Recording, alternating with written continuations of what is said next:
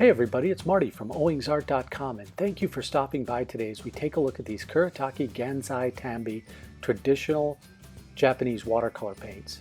Now, a disclaimer right off the bat, I'm not an expert at Japanese watercolor art or anything like that, but I did some research and homework to find out as much as I could about how these paints are used maybe traditionally in Japan and how they might be used more in Western culture. But I'll get into all that in a minute. I'll talk about some of the details around some traditional Japanese painting applications. But first, the gear I'm going to use today. I'm going to use fluid watercolor paper. It's 140 pound. It's nice paper. I'll use a Pentel water brush, a medium, and then of course I'll use these Kuretake, Gansai, Tambi traditional Japanese watercolor paints. Now you can see here they come in a little bit larger pan than you're probably used to. The pan is a little thinner than say a full pan you might be used to, but I think they hold just as much as a full pan of traditional European or American watercolor paint.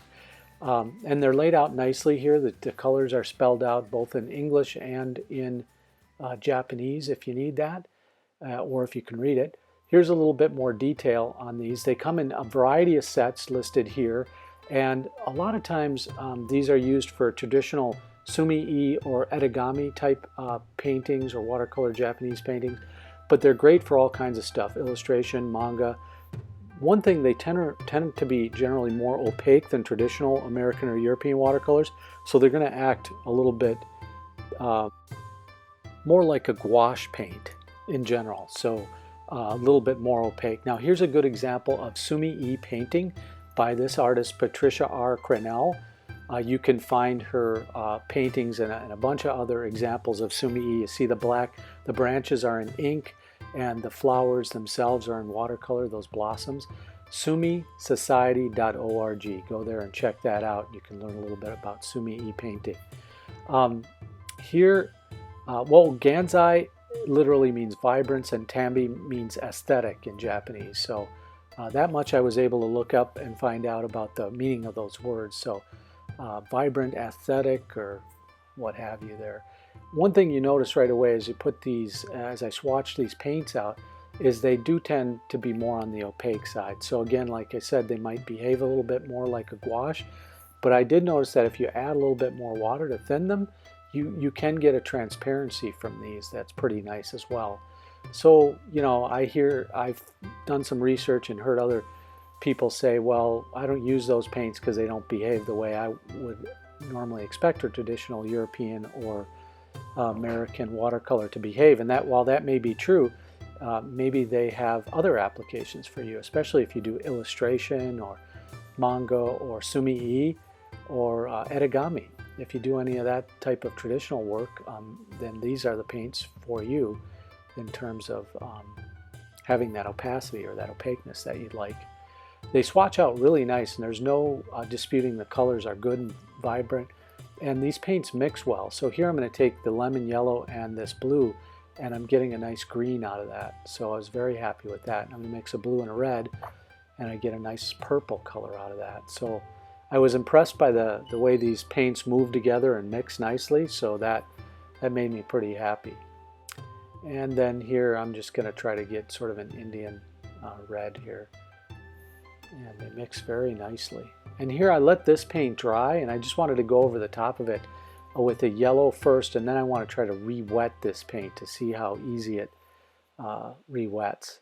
So here's the yellow, and you can see it just kind of going right over the top there. So you could, I think, get away with layering a little bit. Now here I just re-wet these paints, and they re-wet really nicely. So if you want your paint to dry underneath and be perfectly stable while you go over the top of it, then these paints are not going to be that good or at least didn't seem to work that way for me. So here's a little comparison. Here's the Grumbacher.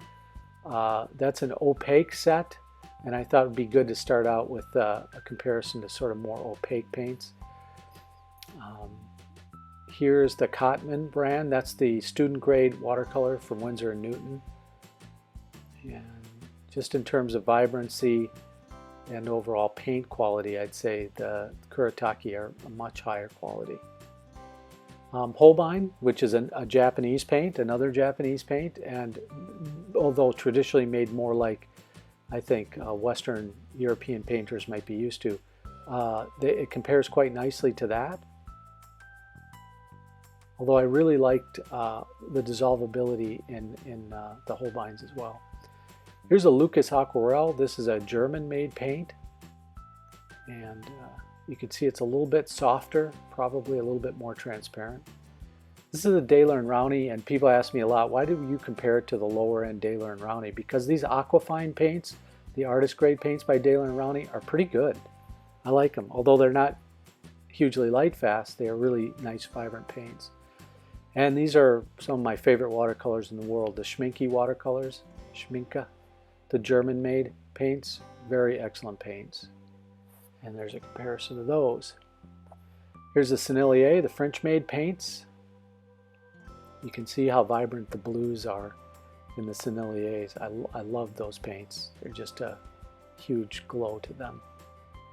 And then here's the Magello Mission paints I just reviewed not long ago on the channel. And any of the swatches you see here, any of the paint cards you see, you can go and find on my channel. I've reviewed all these and many, many, many more watercolors. So if you're looking for information on any of those, you can look there too. All right, time for the ratings here. Great color, nice opacity. Really, if you're looking for a very an opaque watercolor paint, these are good. Like I said, that transparency is possible, but just above average on that. Dispersion was really nice. Blendability, great. And light fastness, I just have to run a nice long test on these to find out. So I do realize that 3 to 6 months to even a year for light fast tests is probably what should be done. And these were only 24 bucks, so they're a nice value overall. And this is the 18 paint set, which is nice. So my final rating for these paints is a 7. Nice paints. And so that's been a quick look at the Kuretake Gansai Tambi paints. And now, all right, and it's time for a message from Judith. She's a subscriber to the channel, and I thought I'd help her out because she's looking for a nice home for her Caran d'Ache luminance pencil. She's got to move soon, and she can't take all of her art supplies with her, so she's looking to sell something. And I thought I'd help out in an effort to get the pencils to a nice home.